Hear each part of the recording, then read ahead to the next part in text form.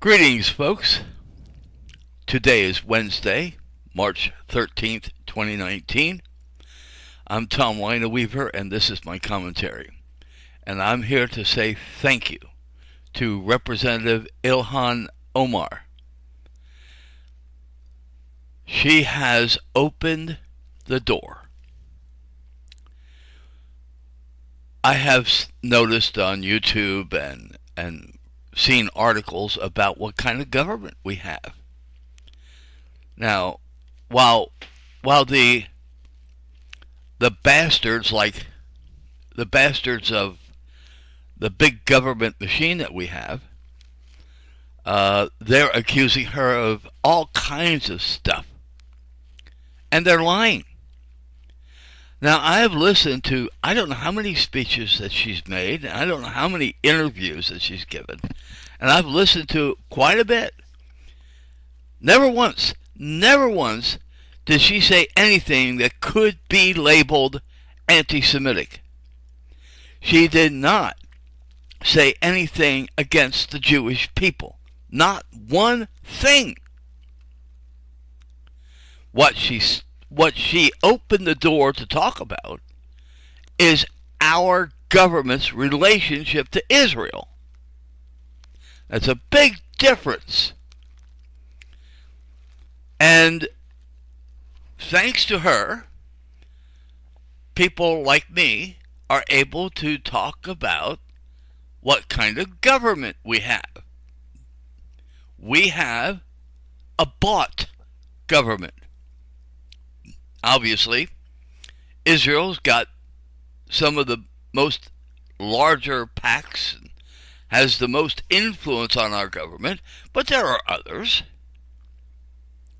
There are a lot of PACs and lobbies, and this is something that's been well known, or actually should be well known.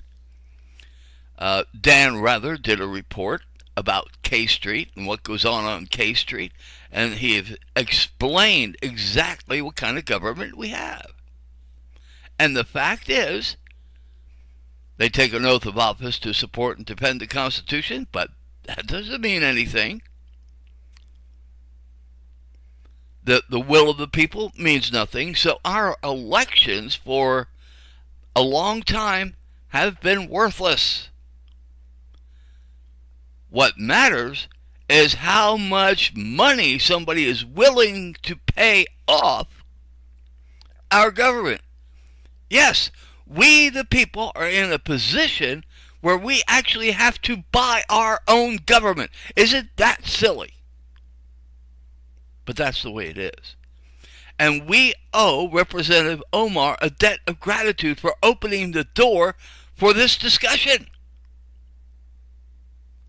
And if you listen to what she says, forget about what that stupid idiot by the name of Dershowitz claims that she's saying.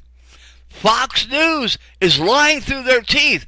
I mean, just about every media outlet, Rush Limbaugh, Sean Hannity, and they're all lying about what she is saying. Why? Because the pro-Israel lobby probably told them to. They're trying to destroy her verbally. And if that doesn't work, hey, there are people out there saying they're going to kill her. Death threats. So she has opened the door for this discussion at great risk of herself.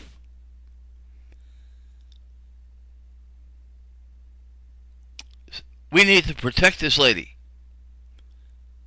She needs security 24 hours a day.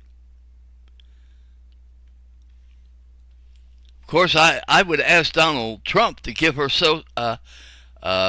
Secret Service protection, but you know what he's going to do? He's going to say, no, she doesn't deserve it. Anyway. And one more thing. This is not related to this, but Nancy Pelosi has recently come out and said we're not going to impeach President Trump. Nancy, listen to me. When there's a rotten bastard in the White House, it is your duty to impeach him. Anyway, I had to say that. This man is an evil, evil man. But I guess the pro-Israel lobby, because he's one of the biggest pro-Israel people ever to be president of the United States since Lyndon Johnson. And so the pro-Israel lobby probably wants him to stay there. So I'm sure the pro-Israel lobby approached Nancy Pelosi and said, don't impeach him. And then you have an idiot by the name of Alan Dershowitz who writes a book, The Case Against Impeaching. Yeah, but Alan Dershowitz is a big-time pro-Israel man. You know, I mean, when you see all these pro-Israel people coming out and saying the things that they're saying and doing the things that they're doing, you know, folks, this should be an eye-opener to you. I mean, we've already known. I think many people probably have an underpinning of understanding that, yes, we have a government that's paid off. But what do you do about it? I mean, the American people are probably not understanding what we can do about it. You know, anyway. So I am so grateful to Representative Omar for opening this door. I am so grateful of that. And listen, the pro-Israel lobby in this country is one of the largest lobbies there are. And what we need is pro-people. We the people must have our own lobby. We the people must have our own PACs. Those of us who support the Constitution, not the Trump agenda, and call it constitutional. Well, we need to join PACs that are pro-Constitution and pro-people. We need to do that. And hopefully, we the people PACs and we the people lobbyists can become the largest lobbyists in America. And then we can control our own government. It's sad, but that's the way it is. And Representative Omar has alerted us to this. Now, not in all those words. I'm not trying to put words in her mouth, but she has talked about the various different lobbyists and the PACs. I mean, she didn't just mention pro-Israel, just mention AIPAC. She mentioned Big Pharma, she mentioned NRA, fossil fuels, and all that stuff. There's so many PACs and lobbyists out there that the Constitution or the will of the people doesn't matter. Elections don't matter. Elections don't work. When somebody comes along and says, we're going to give you hope and change, hey, don't listen to them. Stop listening to politicians because they're going to lie to you.